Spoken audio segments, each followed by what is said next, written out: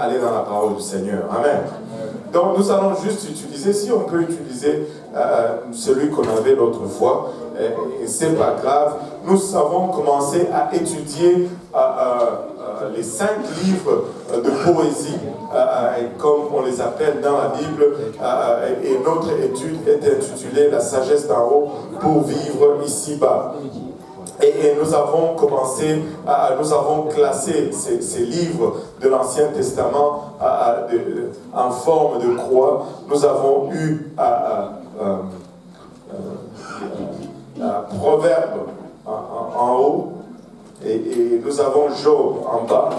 Nous avons Cantique à gauche, et ça a commencé. Cantique c'était en haut, je suis à l'envers, hein. Voilà, Cantique en haut, alors Ecclésiaste en bas, Proverbe à gauche, et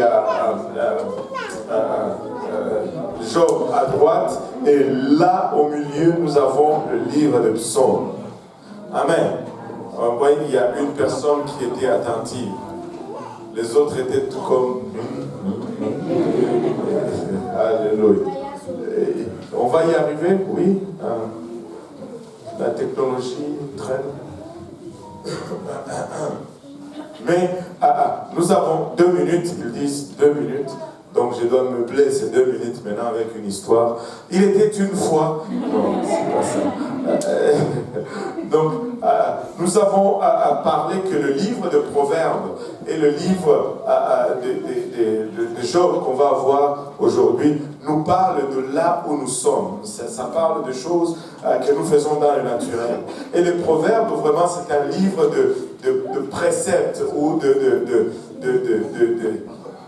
de promesses ou de probabilités. C'est-à-dire, si tu fais ça, tu vas avoir de bons résultats. Et le proverbe vraiment nous dit qu'est-ce qu'il faut faire pour que les choses aillent bien. Et si nous voulons bien faire, nous devons obéir au livre de Proverbes. Nous devons mettre en application le livre de Proverbes qui a été écrit par Salomon.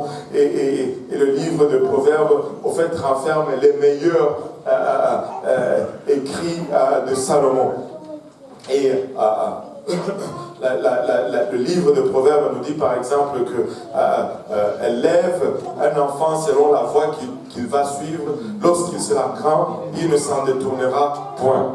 Mais combien d'entre vous avez déjà vu un enfant qui a été élevé dans les voies qu'il devait suivre, et quand il est devenu grand, il a pris le bord. Ça arrive. Pourquoi? Parce que ce sont des probabilités. Si tu fais cela, c'est probable que tu vas avoir des bons résultats. Et quand nous faisons cela, ça donne de bons résultats. Mais des fois, même après avoir fait cela, nous n'avons pas de bons résultats. Et le livre de Job va adresser cela. Qu'est-ce que j'ai fait après avoir fait tout ce que je devais faire pour avoir de bons résultats, mais je me retrouve avec de mauvais résultats. Le livre de Job nous adresse ce que nous devons faire quand tout va mal. Amen. Et le livre de Cantique nous dit ce que nous devons faire pour bien se sentir. Amen. Et il nous dit ce que nous devons faire pour bien se sentir. Mais nous pouvons voir des fois qu'après avoir fait ce que nous devons faire, mais il y a quelque chose qui ne va pas. Le sentiment n'est pas bon. Et le livre d'Ecclésiaste va nous dire finalement ce que nous devons faire quand les sentiments ne sont pas bons.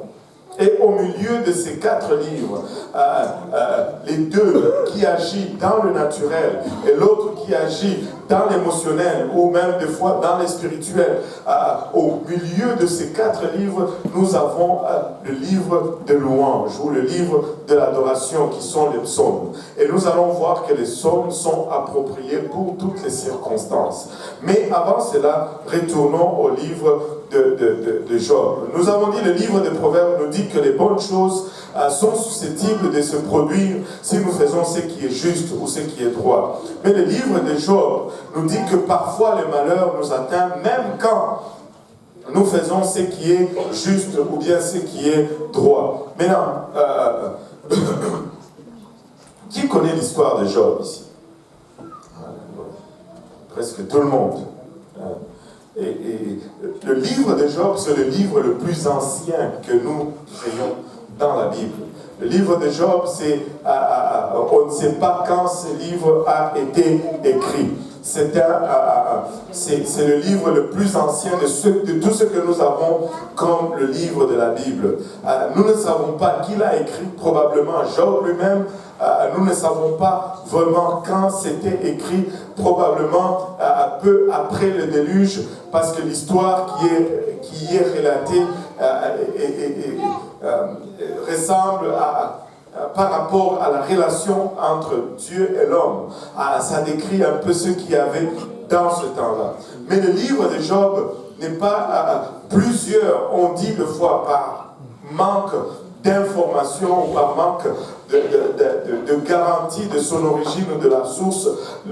Plusieurs personnes ont traité le livre de Job comme étant une fiction religieuse. Mais le livre de Job n'est pas une fiction religieuse. Ce n'est pas le produit d'une imagination pour nous donner une leçon. Ce n'est pas un livre parabolique. Job était une personne réelle qui avait de vrais problèmes. Amen. Et la Bible nous dit qu'il était intègre et droit et qu'il se détournait du mal. C'était un homme qui aimait Dieu et qui marchait dans la droiture. En d'autres termes, il n'était pas un hypocrite aux yeux de Dieu. C'est que Job était à l'extérieur. C'est ce qu'il était aussi à l'intérieur. C'était une personne réelle. S'il était dans notre temps, on allait dire de Job qu'il était un vrai chrétien. Ce que tu voyais, c'est ce que tu avais. Il n'avait pas double face, il était réel. Job était un homme prospère, avec une grande famille, un large patrimoine de terrain. Il avait des bétails et des serviteurs. Mais être riche n'a pas éloigné Job de Dieu. Très souvent, quand nous lisons Luc 16, nous avons cette impression que Lazare est allé au ciel parce qu'il était riche, et que plutôt que parce qu'il était pauvre, et que le riche est allé en enfer parce qu'il était riche. Non, Job était riche, mais cette richesse ne l'a pas éloigné de Dieu. Tu peux être riche et servir Dieu. Tu peux prospérer et servir Dieu. Tu peux être riche et avoir le cœur à la bonne place. Cette richesse n'a pas éloigné Job de Dieu, car il reconnaissait que c'est le Seigneur qui lui avait donné cette richesse. Et il s'en est servi généreusement pour faire du bien tout autour de lui. Job avait aussi des amis.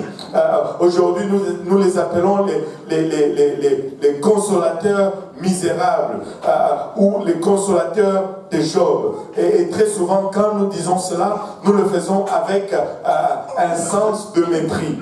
Mais ils étaient quand même les amis de Job. C'était ses amis. Amen. Dans une période de 24 heures, Job s'est retrouvé dépouillé de toute sa richesse, non seulement de toute sa richesse, mais aussi de toute sa famille. L'un après l'autre, 4 messagers avec des messages horribles lui ont rapporté que 500 paires de bœufs. Tu t'imagines un peu 500 paires de bœufs, c'est-à-dire 1000 têtes de vaches. 500 ânes et 3000 chameaux ont été volés dans une attaque de l'ennemi. 7000 moutons ont été frappés et tués par la foudre. Et tous ces 10 enfants ont été tués alors qu'un grand vent a frappé la maison dans laquelle ils étaient. Tout cela dans 24 heures. Parle d'une crise, parle d'une catastrophe. Je ne sais pas si quelqu'un d'entre nous ici peut sortir d'une telle situation sans être dépressif. Nous serions tous déprimés si nous étions en train de vivre la situation que Job vivait. Et peu de temps après, Job a perdu même sa santé. il lui restait sa santé, même cela a été touché. Et après avoir perdu sa santé, sa femme en colère s'est retournée contre lui. Maudit Dieu seulement et meurs. Tu te rends compte, ta femme te dit meurs. Ce n'est pas une bonne chose. Tu te rends compte, frère, pasteur Abou, pasteur Alice te dit maudit Dieu et meurs. Tu ne sauras plus où donner la tête. Aïe, aïe, aïe, aïe.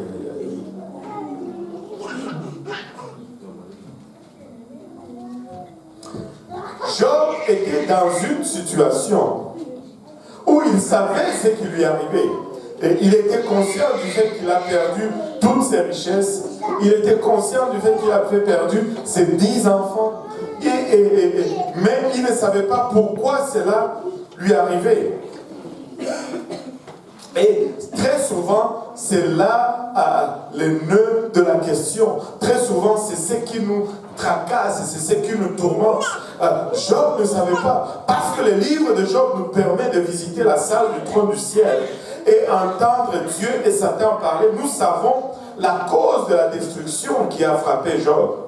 Mais Job n'a jamais eu le privilège de cette connaissance. Aujourd'hui, nous regardons positivement à l'histoire de Job. Nous regardons avec aisance ce qui est arrivé à Job. Parce que nous avons une connaissance de ce qui se passe dans les lieux célestes. Mais Job ne savait pas. Job n'avait aucune idée de ce qui se passait. Et si nous n'avions pas cette information, nous aurions probablement adopté la même approche que les amis de Job. Et nous allions probablement aussi blâmer Job pour tous les malheurs qui lui sont arrivés. Et même si de fois nous n'allions pas le dire à haute voix, nous allions probablement le penser en arrière de la tête. Tu vois quelqu'un, c'est une chose après l'autre. Sa voiture tombe en panne. On lui coupe l'électricité à la maison. Il perd son travail. Ses enfants sont malades l'un après l'autre. Et boy, nous prions, mais quand même, il n'y a pas quelque chose de caché dans ta vie. As-tu vraiment sondé ton cœur, frère? Peut-être que dans la famille, ils ont touché à quelque chose. Ses parents ont touché à quelque chose. Tu sais, quand on arrive à une place où on dit, bon, il sert à Dieu, à ses parents. C'est dans la famille. Nous allions probablement penser la même chose que les consolateurs ou les amis de Job. Regardez Job chapitre 1, verset 8. Job chapitre 1, verset 8. Oui. Mathéo est au travail.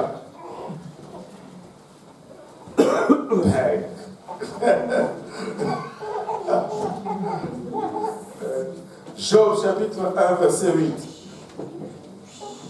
Et l'Éternel lui dit, n'as-tu point considéré mon serviteur Job, qui n'a point d'égal sur la terre, homme intègre et droit, craignant Dieu et se détournant du mal? Wow. Et l'Éternel dit à Satan, as-tu considéré mon serviteur Job, qu'il n'y a sur la terre aucun homme comme lui? Wow! Wow! Quel témoignage! Non pas de la part d'un humain, mais de la part de Dieu lui-même. Qu'il n'y a sur la terre aucun homme comme lui. Parfait et droit, craignant Dieu et se retirant du mal. Quel témoignage! Et c'est là où tout commence. Dieu donne un témoignage au sujet de Job. Et là, je peux entendre ta voix dans le cœur, Seigneur. Pas moi, pardon, pas moi, pas moi, pas moi. Ce verset dit clairement que Dieu n'avait aucune raison de punir Job. Cependant, il a permis l'épreuve de Job pour un but supérieur. Regardez Jacques chapitre 5, verset 11.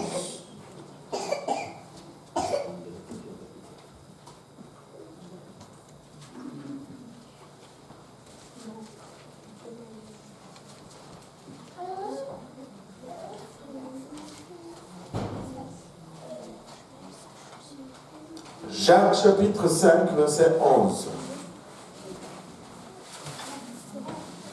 Voici, nous disons bienheureux ceux qui ont souffert patiemment.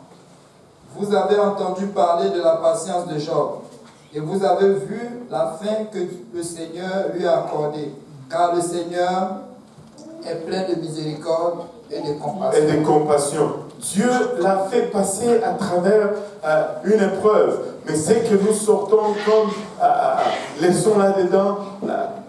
Il dit, voici, nous disons bienheureux ceux qui ont souffert patiemment. Souffrir, oui, mais pas complaignant. Je cherche un mot qui va faire du sens, mais patiemment. Vous avez entendu parler de la patience de Job. Et vous avez vu la fin que le Seigneur lui accorda. À la fin, Dieu a fait exploser toute sa gloire. Et c'est ce que nous allons voir ici. Job a été armé de patience. Et cette patience lui a servi dans l'épreuve. Et Dieu a pu montrer une motive supérieure dans cette épreuve. Le mot patience veut dire tout simplement persévérance, constance, attendre dans le calme, un espoir qui endure, la patience. Une fois, le Seigneur m'a amené à dire ceci, la foi couplée à la patience produit toujours un miracle. La patience, la constance, attendre dans le calme. La plupart des gens disent que le thème du livre de Job, c'est l'éternelle question, pourquoi est-ce qu'un Dieu si aimant, s'il est plein d'amour, et s'il est si juste, pourquoi est-ce qu'il va permettre qu'un homme pieux souffre? Et j'ai déjà croisé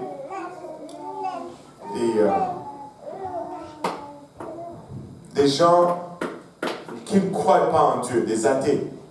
Et ils vont toujours aller au livre de Job. Pourquoi un Dieu plein d'amour va faire souffrir quelqu'un comme ça? Ça, c'est juste de l'orgueil. C'est parce qu'ils ne voient même pas le but de ce qui se passe ici.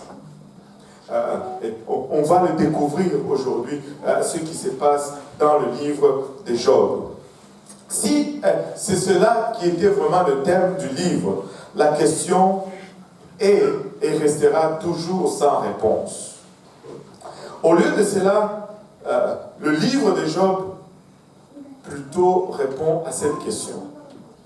Comment les justes vont-ils endurer la souffrance? C'est ça la leçon au fait du livre de Job. Comment moi, en tant que chrétien, comment moi, en tant que juste, vais-je endurer la souffrance? Nous ne vivons pas par les explications de Dieu. Nous vivons par ses promesses. Nous n'allons pas d'une explication à une explication. Dieu n'est pas lié à nous donner des explications et des justifications pour les choses que nous vivons et traversons. Mais nous pouvons assurément nous accrocher aux promesses de Dieu. Nous ne vivons pas avec le pourquoi. Je pense que ça rejoint un peu puissamment ce que nous avons reçu comme message le vendredi passé. Le pourquoi, il y a un point d'interrogation à la fin.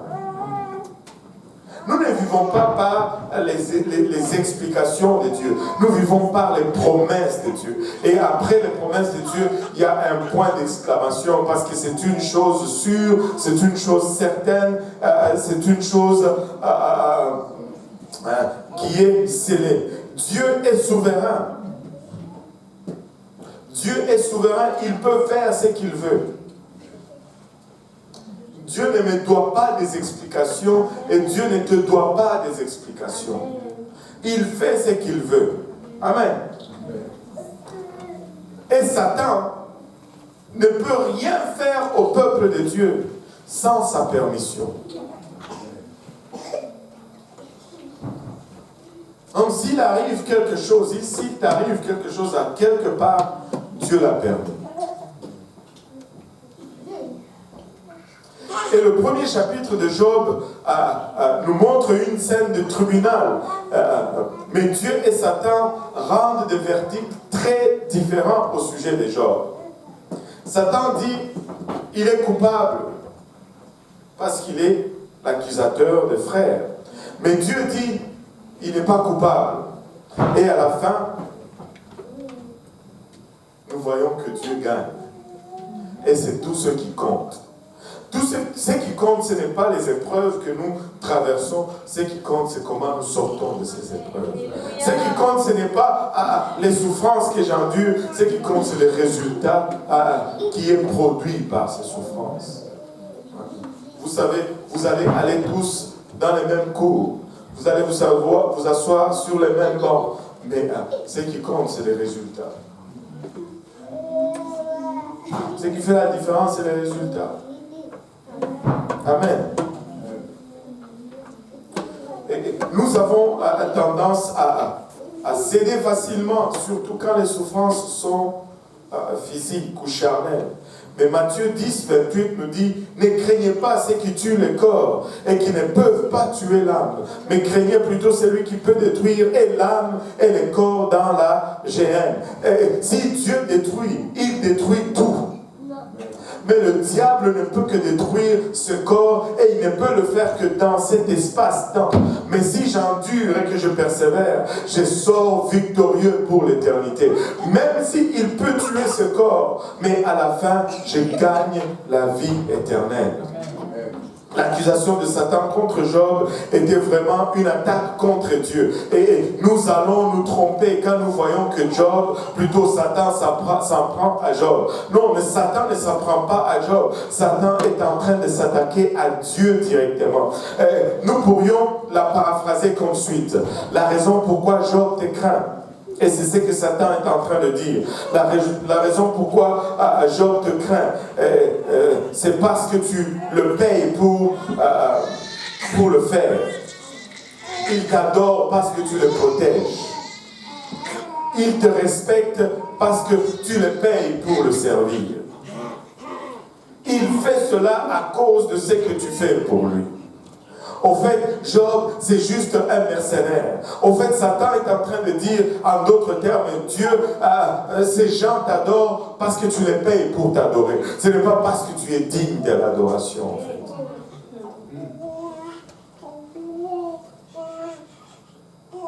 Il fait cela parce que tu as mis une clôture autour de lui. S'il n'y avait pas cette clôture, s'il n'y avait pas cette salaire, il n'allait pas t'adorer.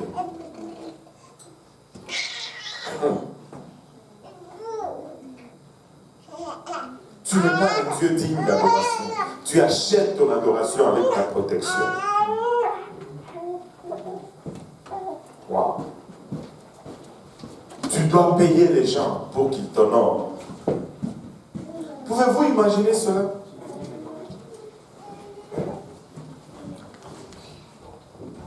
Si on considère cela, tout change. La raison fondamentale de la souffrance de Job était de faire taire les accusations blasphématoires de Satan et de prouver qu'un homme allait honorer Dieu même s'il avait tout perdu. Waouh! C'était en fait une guerre qui s'est passée dans le ciel, mais Job ne le savait même pas. Tu ne sais pas c'est quoi la raison de ce que tu traverses. Ne te limite pas juste aux choses temporaires. La vie de Job était un champ de bataille où les forces de Dieu et les forces de Satan étaient engagées dans une lutte spirituelle pour trancher la question: est-ce que Jéhovah, notre Dieu, est-il digne de l'adoration de l'homme? Est-ce que Dieu est-il digne d'être adoré? Et je vais poser cette question. Dieu est-il digne d'être adoré? Ou faut-il qu'il me donne un travail pour que je l'adore? Dieu est-il juste digne d'être adoré? Ou faut-il qu'il me guérisse pour que je l'adore? Dieu est-il digne d'être adoré? Ou faut-il qu'il intervienne dans ma situation pour qu'il puisse tirer l'adoration de mes lèvres? Ephésiens 6, 12 nous dit, car notre lutte n'est pas contre le sang et la chair, mais contre les principautés, contre les autorités, contre les dominateurs de ces ténèbres, contre les puissances spirituelles de méchanceté qui est dans les cieux, dans les lieux célestes. Bien sûr, j'ai la version d'Arby ici. En d'autres termes, la Bible est en train de nous dire tout simplement, nous ne luttons pas contre la chair et le sang. L'épreuve que tu traverses, ce n'est pas juste une question matérielle. Il y a un combat spirituel qui se passe dans un lieu élevé. Et ce n'est pas juste une question d'un emploi, ce n'est pas juste une question d'une relation. Il y a question d'un Dieu qui est digne ou pas d'être adoré. Et certaines soi-disant tragédies ou épreuves dans nos vies ont vraiment été des armes que Dieu a utilisées pour ordonner l'ennemi au silence. Le diable parle, mais Dieu veut le faire taire. Et pour cela, nous allons passer à travers certaines épreuves. Regardez Psaume 8, verset 3. Psaume 8, verset 3. Oui, Mathieu, je t'ai coupé un peu le travail. Et là, voilà. Psaume 8, 3. Psaume 8, 3. Quand je contemple les cieux, ouvrage de tes mains, la lune et les étoiles que tu as créées. Donne-moi le verset 4.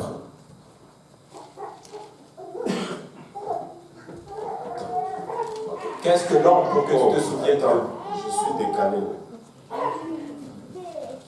Par la bouche de ceux qui sont à la mamelle. Par la bouche de ceux qui sont par la bouche des enfants et de ceux qui sont à la mamelle, tu as fondé ta gloire pour confondre tes adversaires, pour imposer silence à l'ennemi et au vindicatif.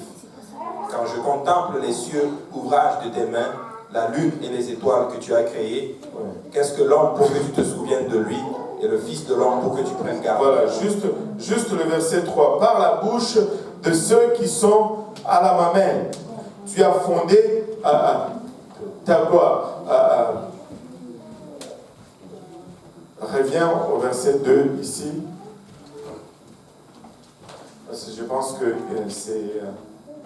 c'est différent dans la version en anglais, c'est le verset 4. Par la bouche des enfants, de ceux qui sont à la mamelle, tu as fondé ta gloire pour confondre tes adversaires, pour imposer silence à l'ennemi et au vindicatif. Laisse-moi ce verset-là pour un moment. Mais si quelqu'un peut lire Matthieu 21, verset 16.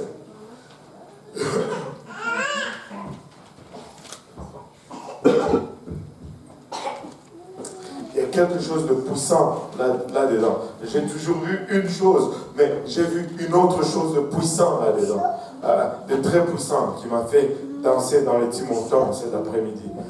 Il lui dit, entends-tu ce qu'ils disent?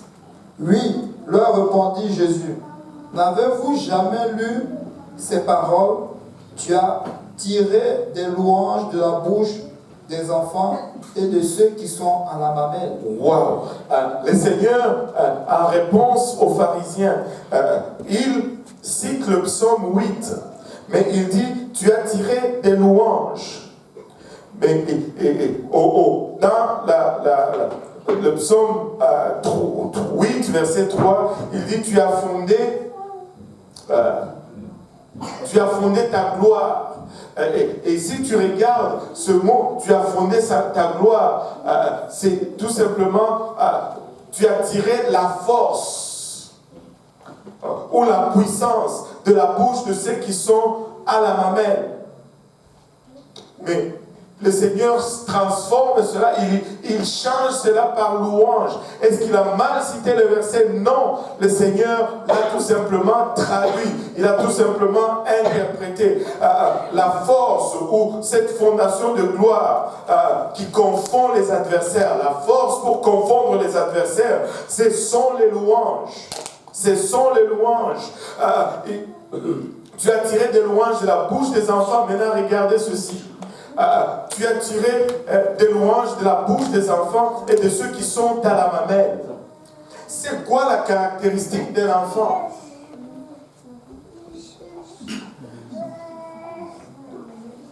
L'innocence. Et quand on dit innocence, c'est-à-dire Pardon? Non, pas qu'il ne parle pas. Il peut parler. Hein? Non. Et l'innocence, ce n'est pas une question d'obéissance. Bon, vous êtes trop philosophique. Il ne connaît pas. Quand on dit l'innocence, c'est qu'il ne connaît ni le bien ni le mal. Manque de connaissance. Et Job était dans une place où il ne connaissait pas ce qui se passait au ciel.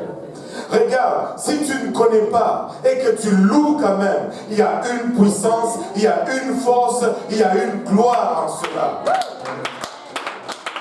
Écoute, manque de connaissance de la bouche des enfants. Les enfants, tu sais, ils ne savent pas qu'est-ce que son père a. Moi, quand j'étais petit, je pensais que mon père était le plus fort, qu'il pouvait taper tout le monde. Il n'y avait pas quelqu'un de plus fort que mon père sur la face de la terre. Mais quand j'ai grandi, j'ai augmenté en connaissance. Et vous savez, nous voulons toujours, pourquoi? Oh Seigneur, pourquoi? Qui prie des fois comme ça? Seigneur, pourquoi?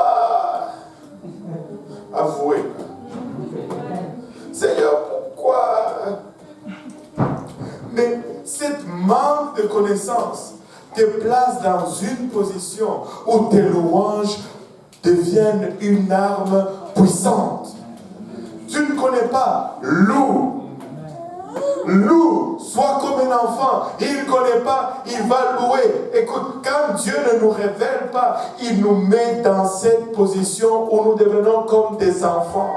Et les louanges qui sortent de nos bouches deviennent une arme puissante. Tu ne connais pas, loue, loue. Je ne sais pas pourquoi je traverse ici, mais comme un enfant, je vais louer quand même. Je vais glorifier Dieu. Et c'est là.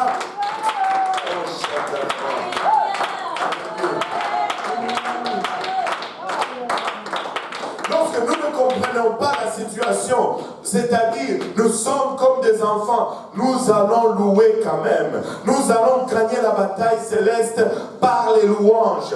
Nous allons gagner cette bataille par les louanges suite à notre manque de connaissance.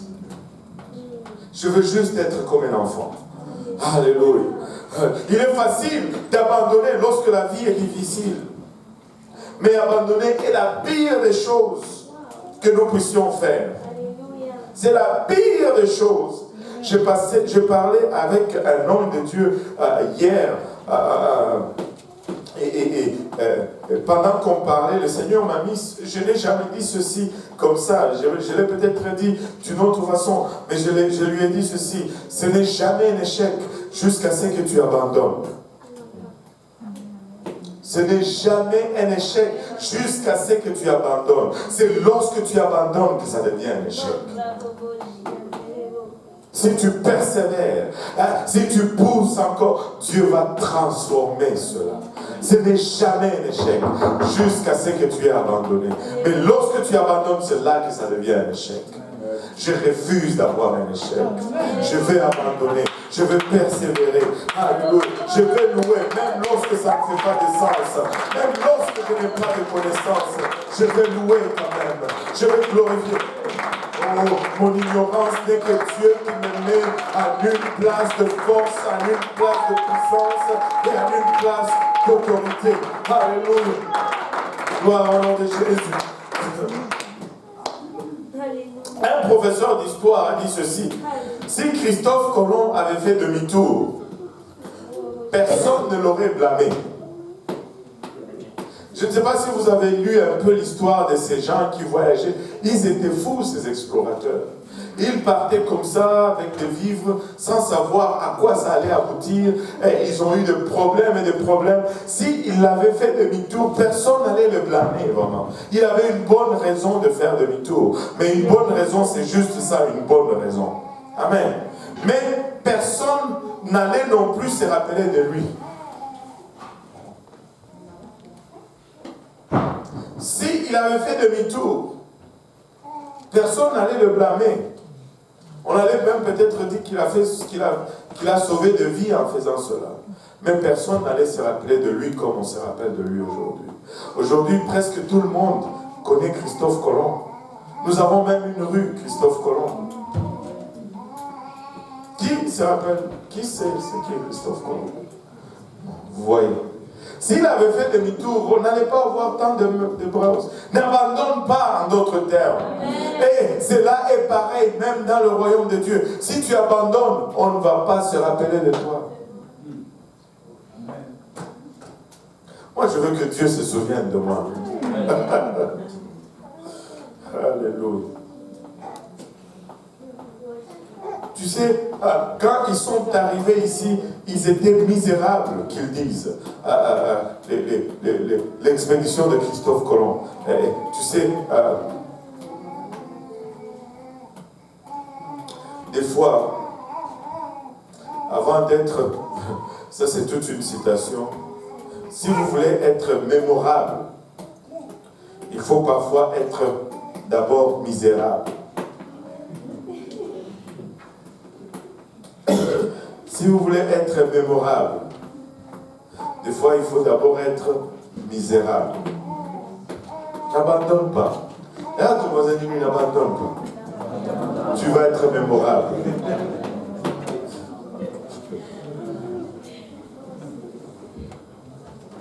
Beaucoup de gens qui lisent la Bible évitent d'étudier le livre de Job. Et beaucoup de gens, je vais voir votre honnêteté ici. Beaucoup de gens, quand ils lisent la Bible et qu'ils arrivent au livre de Job, les deux premiers et le dernier chapitre vont être corrects. Mais tous les milieux là, qui prend plaisir à cela?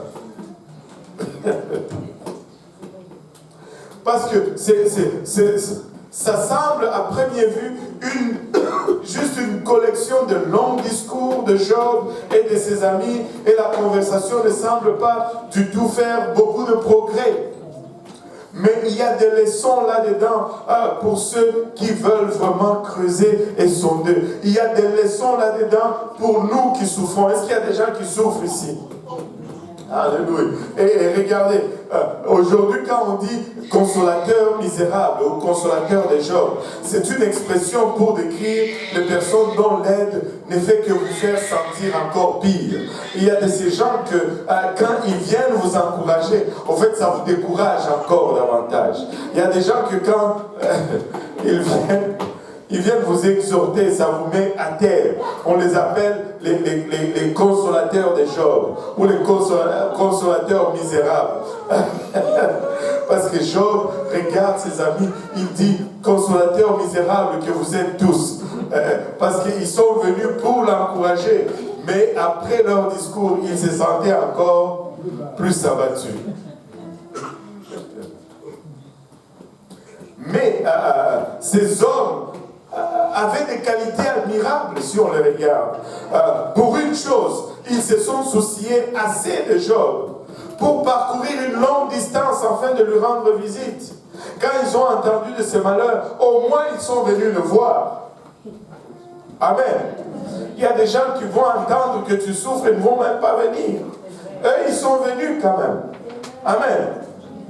Et quand ils sympathisaient avec lui. Ils ne se sont pas assis dans un endroit confortable. Ils ne sont pas arrivés chez Job et ils se sont assis dans les meilleurs fauteuils. Ils se sont assis avec lui sur les tas de cendres, entourés d'ordures, parce que leur douleur était aussi grande pour lui. Et il ne pouvait même pas parler pendant 7 jours. Ils sont arrivés, ils se sont assis avec Job et la Bible nous dit qu'ils se sont regardés pendant 7 jours sans dire mot.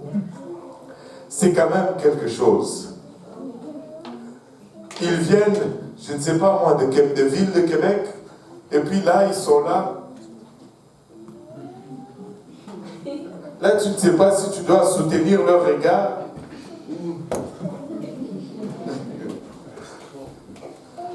7 jours sans dire un mot.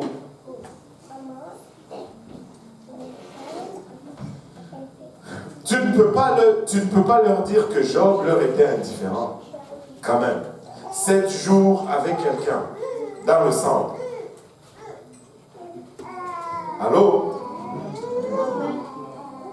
Cependant, les amis de Job, lorsqu'ils ont commencé à parler finalement, malheureusement, ils ont choisi de devenir avocats au lieu d'être des témoins pour le soutenir.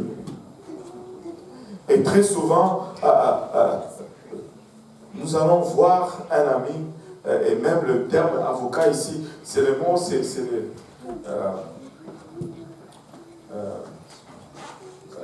comment on appelle là, le procureur de la couronne, pas le persécuteur. Il y a un terme qui m'échappe. Le procureur de la couronne, c'est lui qui, tu sais, quand tu vas, qui a déjà été en cour ici? Oh boy. Qu'est-ce que vous avez fait? Non. Quand tu vas en cour, tu y vas avec ton avocat, mais il y a toujours le procureur de la couronne qui, lui, son travail, c'est de te condamner, de trouver les failles. Et tu vas vraiment arriver à la conclusion qu'il te déteste. Mais il fait son travail, en fait. Et lui, il va trouver des failles dans tout ce que tu dis. Donc, quand tu viens là-bas, pour lui, tu es présumé coupable. Amen. Et là, très souvent, nous allons apporter un cas ou un problème à un ami. Au lieu d'être un témoin pour nous aider, il devient un procureur pour nous condamner. Ah, tu as probablement fait. Pourquoi tu n'as pas fait juste ça? Pourquoi tu n'as pas prié avant de sortir? Mais je souffre pour le moment. Je cherche quelqu'un pour me soutenir. Je cherche quelqu'un pour me consoler. J'ai déjà la culpabilité de mon tort.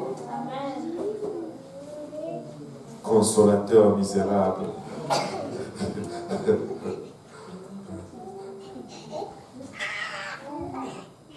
En fin de compte, même le Seigneur les a réprimandés. Et ils ont dû demander pardon à Job. Et les amis de Job ont entendu les paroles de Job, mais n'ont jamais ressenti l'angoisse de son cœur. Ils ont alors pris la mauvaise approche en essayant de l'aider à gérer ses épreuves. Job avait juste besoin d'amour. Job avait juste besoin de compassion. Mais ils ont voulu faire son procès. Ils ont argumenté avec ses expressions à la place de s'occuper de ses sentiments.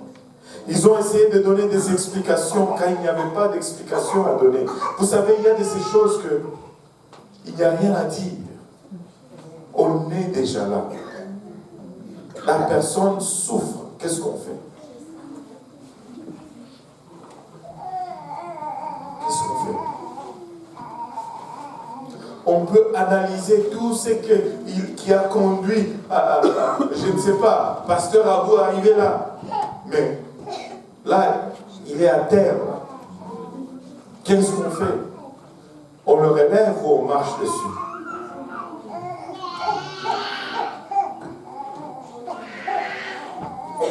consolateurs, qu'est-ce que Jésus ferait? Ne soyons pas des consolateurs misérables. Des fois, il n'y a pas d'explication à donner. Il n'y en a pas, tout simplement. Avez-vous déjà été dans une situation similaire? Regardons les 4 consolateurs. D'abord, le 3 est né, puis le jeune qui a osé. Amen. Le premier, c'est Eliphaz. Eliphaz de Théman. Il prend la parole dans Job 4, 13 et 17. Job 4, 13 à 17.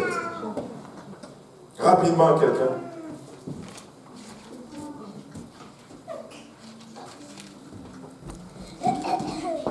Job 4, 13 à 17.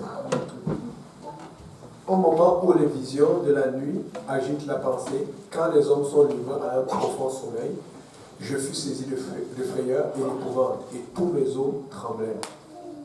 Un esprit passa près de moi, tous mes cheveux se hérissèrent. Une figure d'un aspect inconnu était devant mes yeux, et j'entendis une voix qui murmurait doucement. L'homme serait-il juste devant Dieu? Serait-il pur devant celui qui l'a fait? Waouh! Il dit, regardez, j'ai eu une vision spirituelle. J'ai vu et j'ai entendu. Ainsi parle l'Éternel. Il a basé son opinion sur une expérience spirituelle qu'il avait. Tu sais, quelqu'un va être dans la souffrance. Et puis, l'hyper spirituel va venir. Le Seigneur m'a donné un mot pour vous. Le Seigneur m'a donné une parole et ça va tout arranger. Et, en d'autres termes, il dit, mais Job, toi tu dis que tu n'as rien fait. Mais l'expérience spirituelle nous dit que Dieu est juste. Regarde un peu. Le problème est sûrement avec toi. Le problème n'est pas avec Dieu. Tu es mauvais, Job. J'ai une parole de la part de Dieu. J'ai une parole de la part de Dieu qui va tout arranger. On peut expliquer cela spirituellement. Mais Job dit, je vous dis, je n'ai rien fait. J'ai fait même des offrandes juste au cas où. J'étais en avance sur mes repentances. Je me suis repenti même des péchés à venir. Et Bilhad de Chouac, Job 8 à 10, lui va baser son opinion sur la sagesse traditionnelle du passé. Regardons ceci. 8, 9 et 10. Job 8, 9 et 10.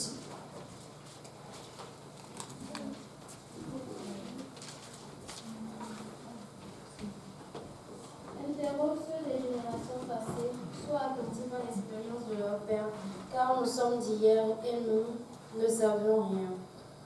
Nos jours sur la terre ne sont que nous ombres. Ils t'instruiront, ils te parleront, ils tireront de leur cœur cette sentence. Wow, il base son opinion sur la sagesse traditionnelle du passé. Si vous faites ce qu'ils ont fait, ça va tout arranger. Regardez, Pasteur Abou était dans la même situation, il a fait ça. Mais tu ne sais pas qu'est-ce qui a conduit Pasteur Abou dans cette situation. Des fois, ce n'est juste pas ça. Des fois, il y a juste une motif supérieur. Des fois, Dieu juste est en train de faire ce qu'il veut faire. Nous n'avons pas explication à tout. Amen. Tu sais, il m'est arrivé de fois, quelqu'un vient me demander conseil, je lui dis, en tout cas, je n'ai pas un mot à te dire aujourd'hui. Parce que je ne sais pas. Tout à l'heure, j'étais au téléphone avant le service, quelqu'un m'a dit, Pasteur, je t'avais envoyé un message, j'avais une question, tu ne m'as pas répondu. Tu sais qu'est-ce que je lui ai dit? Je lui ai dit, je ne t'ai pas répondu parce que je n'avais pas de réponse. Je n'en avais pas. Et des fois, il n'y a juste pas de réponse. Il faut juste attendre après Dieu des fois. Amen. Des fois, même c'est basé sur la sagesse traditionnelle du passé. Des fois, ce n'est pas assez.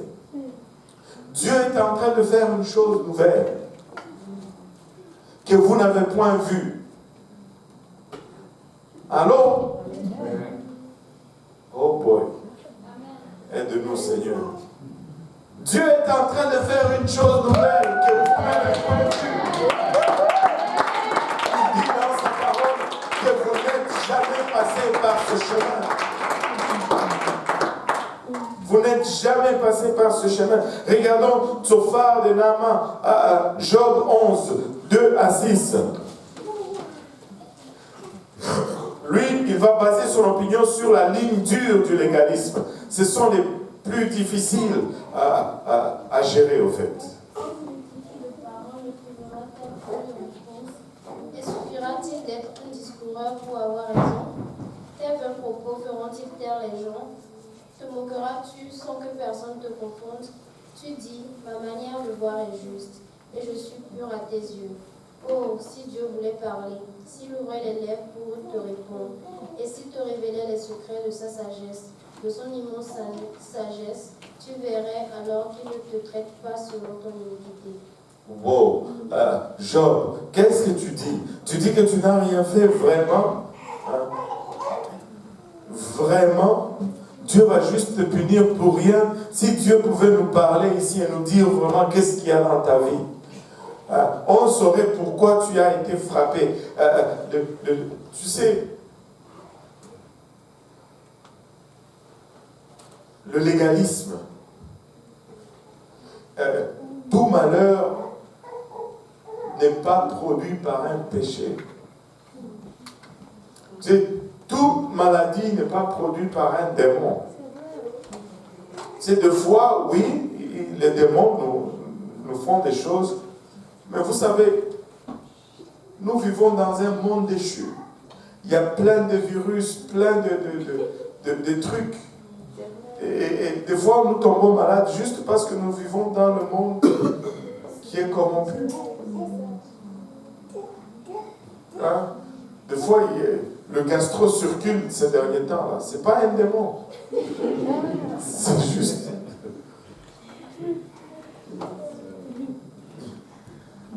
Et tu es malade. Oh, qu'est-ce que j'ai fait, Seigneur? Non, c'est parce que des fois, c'est juste que...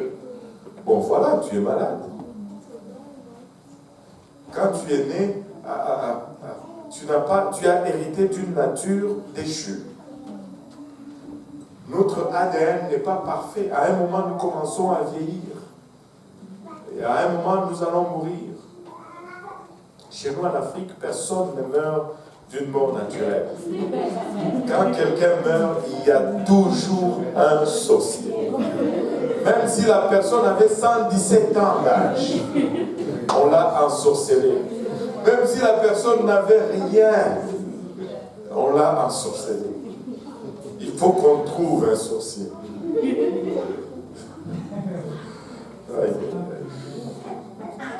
Et les pauvres tantes. Heureusement que je suis un homme, parce que une femme, tu es la tante de quelqu'un. Et on compte. Avez-vous remarqué que c'est toujours les tantes?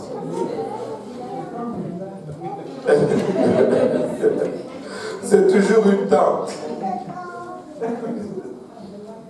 Alors que pour toi, elle est une tante, mais pour quelqu'un d'autre, c'est peut-être la mère.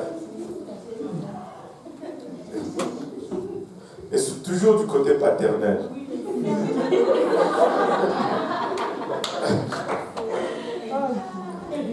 Du côté de son père, waouh,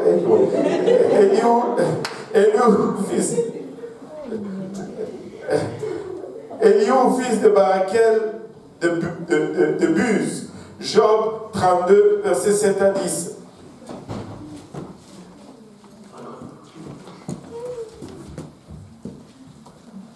Lui, c'était les jeunes.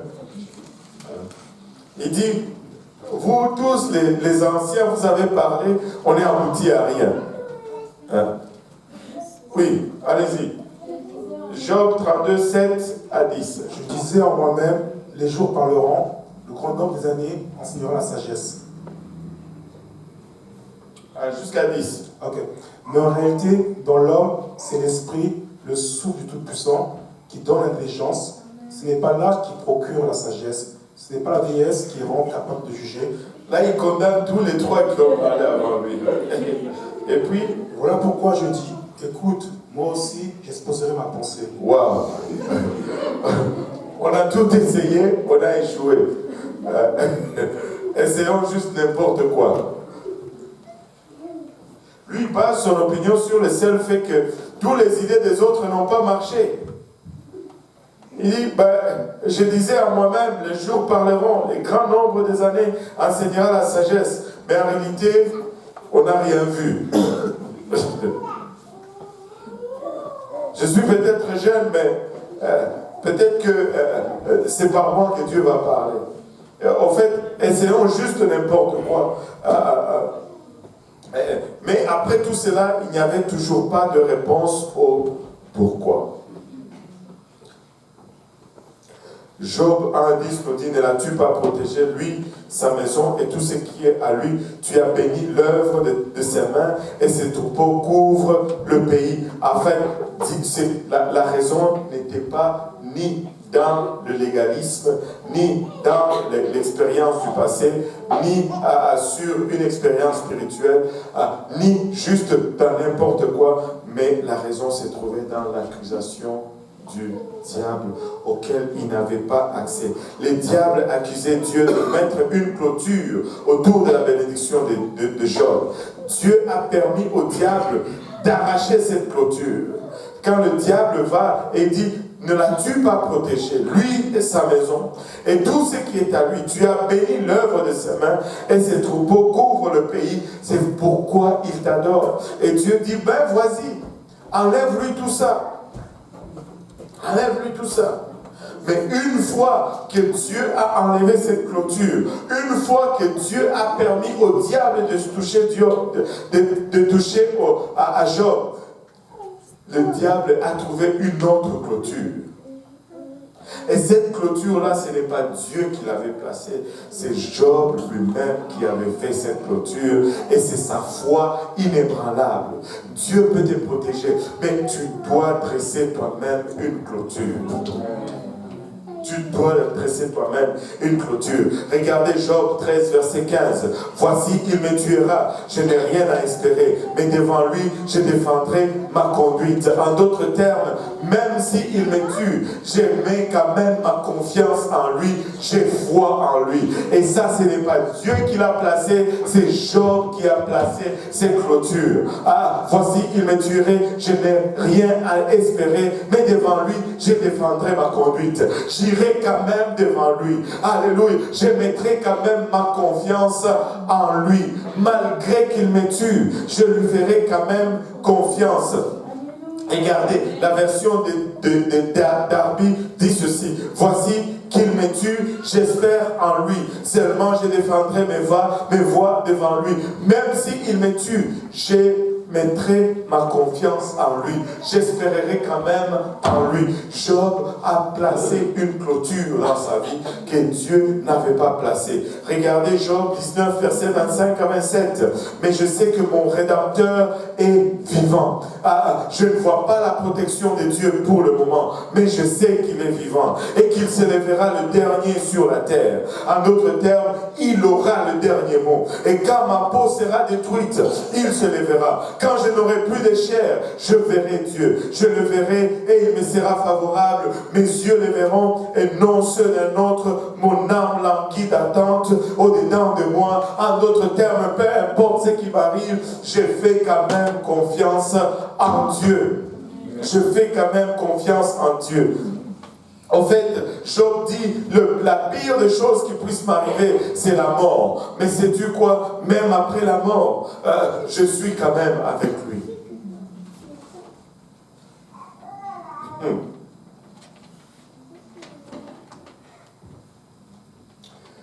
Il y a quelque chose de similaire dans la parole de Dieu. Et là, c'était les 3 jeunes Hébreux qui ont été jetés dans une fournaise ardente. Dans Daniel chapitre 3, versets 17 et 18, le roi leur dit, si vous ne m'adorez pas, je vais vous jeter dans la fournaise ardente. Et leur réplique a sidéré le roi d'étonnement. Regardez au verset 17, voici notre Dieu que nous servons. Daniel 3, versets 17 et 18, voici notre Dieu que nous servons peut nous délivrer de la fournaise ardente. Et il nous délivrera de ta main, ô roi. Sinon, sache au roi que nous ne servirons pas tes dieux et que nous n'adorerons pas la statue d'or que tu as élevée. En d'autres termes, ils sont en train de dire, Dieu va nous délivrer de la fournaise. Mais même s'il ne nous délivre pas de la fournaise, si cette fournaise nous consume, il nous délivre de ta main. Parce qu'une fois brûlés dans cette fournaise, nous sommes hors de ta main. Tu ne peux plus rien nous faire. Et nous serons dans sa présence. Alléluia. Regardez un peu Philippiens 1, chapitre 1, verset 21. Ça, c'est David, plutôt Paul qui nous parle. Philippiens 1, 21. C'est puissant. C'est court, mais c'est puissant. Car Christ est ma vie. Car Christ est ma vie. En d'autres termes, si je vis, je veux vivre pour Christ. Peu importe ce qui m'arrive, je veux vivre pour Christ. En face de la persécution, je vais tenir pour Christ. Si je vais avoir le souffle de vie en moi, ça va être pour Christ. Et la mort m'est un gain. La mort m'est un gain. Si je meurs, je suis délivré de toute oppression. Si je meurs, mon oppression finit. Si je meurs, mon épreuve finit. Si je meurs, tout est réglé, c'est fini. Wow. Nous avons peur de la mort.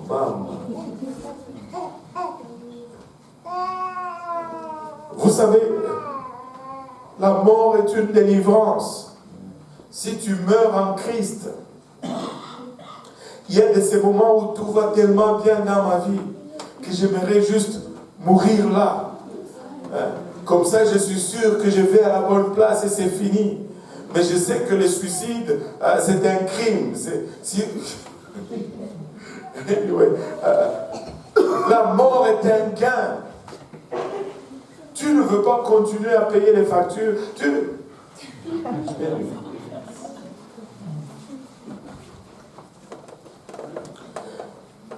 Face à la souffrance, face à l'épreuve, Job dit quand même, malgré cela, je lui ferai confiance. Qu'est-ce que tu peux faire à un homme qui adore malgré le pourquoi de la vie? Absolument rien. Quand tu arrives à cette place, le diable n'a plus rien à faire dans ta vie.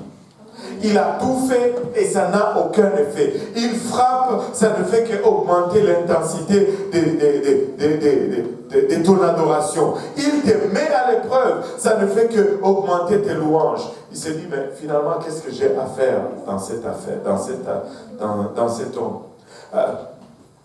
Peut-être que s'il revient souvent, c'est parce qu'à chaque fois qu'il le fait, ça fonctionne.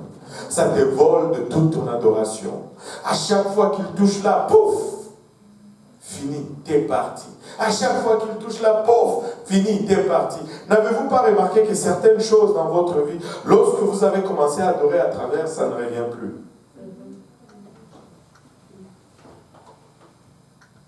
Si ça revient, c'est parce que tu tombes encore sur la même chose. Adore Dieu. Adore Dieu, adore Dieu, refuse de céder, adore Dieu. Regardez le livre de Romains, on va finir avec ce verset, Romains 8, verset 26 à 31. De même aussi l'Esprit nous aide dans notre faiblesse, car nous ne savons pas ce qu'il nous convient de demander dans nos prières. Mais l'Esprit lui-même intercède par des soupirs inexprimables. Et c'est lui qui sonde les cœurs, connaît quelle est la pensée de l'Esprit, parce que c'est selon Dieu qu'il intercède en faveur de saints.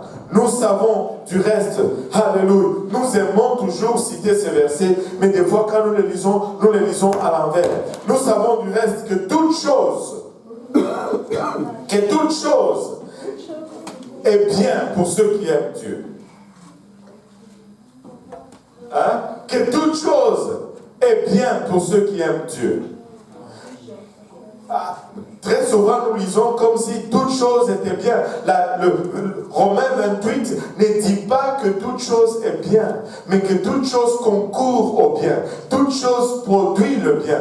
Écoute, si nous savons adorer dans nos épreuves, même ce qui est mal va donner ou va produire le bien dans nos vies. Alléluia. Toute chose concourt au bien de ceux qui aiment Dieu, de ceux qui sont appelés selon son dessein, car ceux qu'il a connus d'avance, il les a aussi prédestinés à être semblables à l'image de son Fils, afin que son Fils fût le premier-né entre plusieurs frères. Et ceux qu'il a prédestinés, il les a aussi appelés. Et ceux qu'il a appelés, il les a aussi justifiés. Et ceux qu'il a justifiés, il les a aussi glorifiés. Que dirons-nous donc à l'égard de ces choses?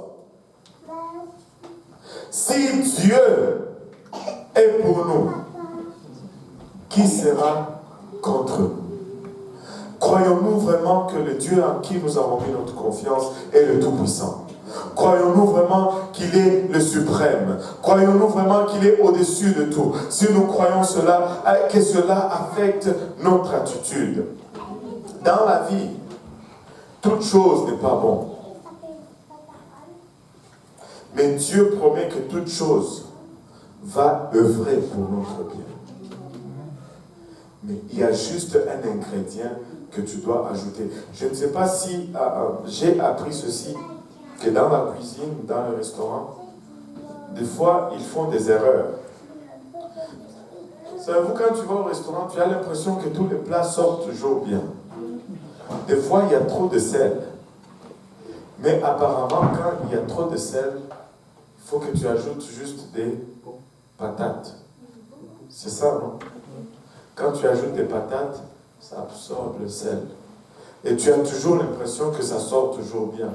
Non, ils ont corrigé cela avec des patates. Des fois, dans notre vie, ça va mal. Mais il y a un ingrédient magique. Quand tu ajoutes la louange, ça corrige le plat. Quand tu ajoutes les louanges, le résultat produit va être bon. Peut-être que c'était une catastrophe quand le mélange a été fait. Mais si tu ajoutes la louange, le résultat change. Et tout va concourir au bien de ceux qui aiment Dieu. Et si tu aimes Dieu, tu vas louer. Si tu aimes Dieu, tu vas louer. Amen. Amen. La louange, c'est l'ingrédient magique. En nous levant tous ensemble, vous avez entendu parler de la patience de Job. On a parlé de la patience de Job. Est-ce qu'on peut parler de la patience d'Abou? Est-ce qu'on peut parler de la patience d'Avir? Est-ce qu'on peut parler de la patience de Silvio ou de la patience de Loretta? Est-ce qu'on peut parler de la patience de Jonathan? Dieu veut nous amener à cette place où il nous met dans cet état d'enfance.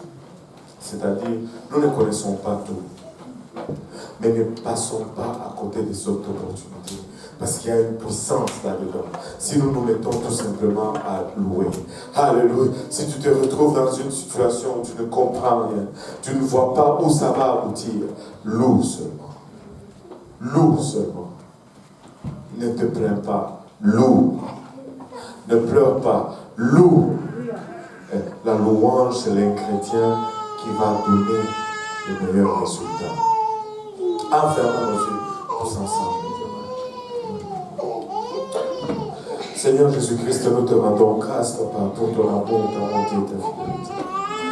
Et nous te remercions pour le privilège de ta parole. Papa, tu nous as permis, Seigneur Jésus-Christ, par ta grâce, de voir un aperçu de ce qui s'est passé dans la vie de Job, Seigneur.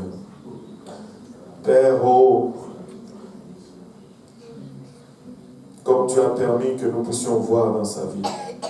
Papa, c'est parce que lorsque nous allons nous retrouver à sa place, que nous puissions agir, Papa, comme lui a pu agir, Seigneur Jésus-Christ. Père éternel, aide-nous, Seigneur, à développer cette patience. Papa, aide-nous, Seigneur, tourner nos pensées vers les louanges. Aide-nous, Seigneur Jésus-Christ, Papa, faire que Psaume 8.3 soit une réalité dans nos vies. Quand tu nous amènes à cette place où nous sommes comme des enfants, c'est-à-dire sans connaissance, Papa, que tu permettes, Papa, que ce qui sortent de nos bouches soient des louanges, afin que nous puissions taire le vindicatif, Seigneur. Afin que nous puissions faire taire l'accusateur de nos frères, Seigneur Jésus-Christ. Nous voulons, Papa, agir de sorte que tout concourt au bien dans nos vies, Seigneur. Nous allons prendre nos épreuves, nous allons prendre, Papa, Ilavachat, tout ce qui est, Papa, lancé dans nos vies, Papa, pour te louer encore davantage. Permets-nous d'arriver à une place où nous tressons nous-mêmes cette clôture, Papa. Qu'une fois que le diable, Papa, t'amène à enlever cette clôture que tu as placée autour de nos vies, qu'il rencontre cette autre clôture que nous-mêmes, nous avons placée dans nos vies, Seigneur. Garde nos cœurs, Papa. Permets-nous de persévérer dans la patience, afin que nous puissions, Papa, être vraiment un modèle pour les gens autour de nous.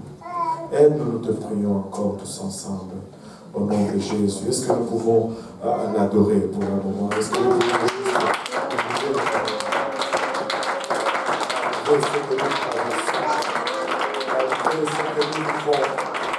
Père, nous voulons juste sortir de louange de nous. Malgré la situation de nos vies, Seigneur. Nous voulons te louer, Père. Vive ton témoignage,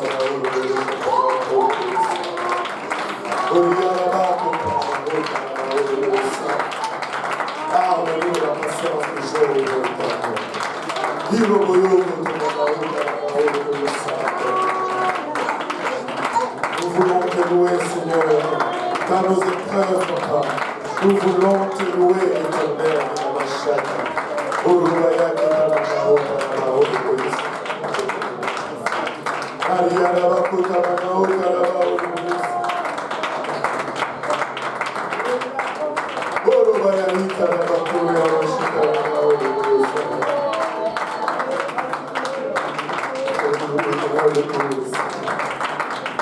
Alléluia, Jésus. Alléluia, Seigneur. Alléluia. Alléluia. As-tu entendu parler de la patience d'eux? Alléluia. Loue ton Dieu. Alléluia. Dans les épreuves, loue-le. Alléluia. Tu ne sais pas ce qui est dans la balance. Alléluia. Peut-être que l'épreuve que tu traverses, c'est tout simplement ton Père Céleste qui est en train de se vanter de ta marche face à ton accusateur. Peut-être qu'il est en train de dire au diable en ce moment, as-tu considéré mon serviteur Sylvie?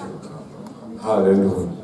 Peut-être qu'il est en train de dire en ce moment, as-tu considéré, alléluia, ma servante Johanna? Ou peut-être qu'il est en train de dire juste en ce moment, as-tu considéré la marche de ma fille? Alléluia. Juste loue-le. Loue-le. À la fin,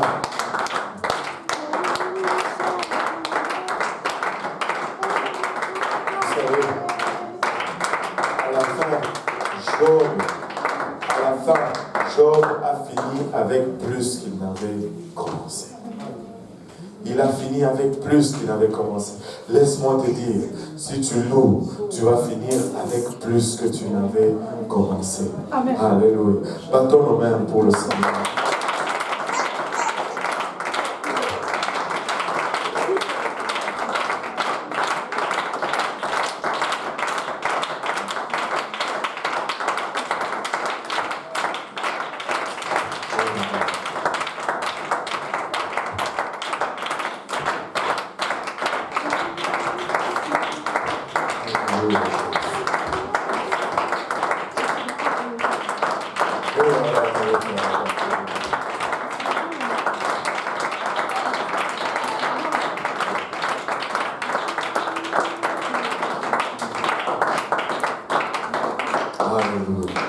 Merci Seigneur. Serre la main de ton voisin, dis-lui, Loue seulement ton Dieu à travers toi.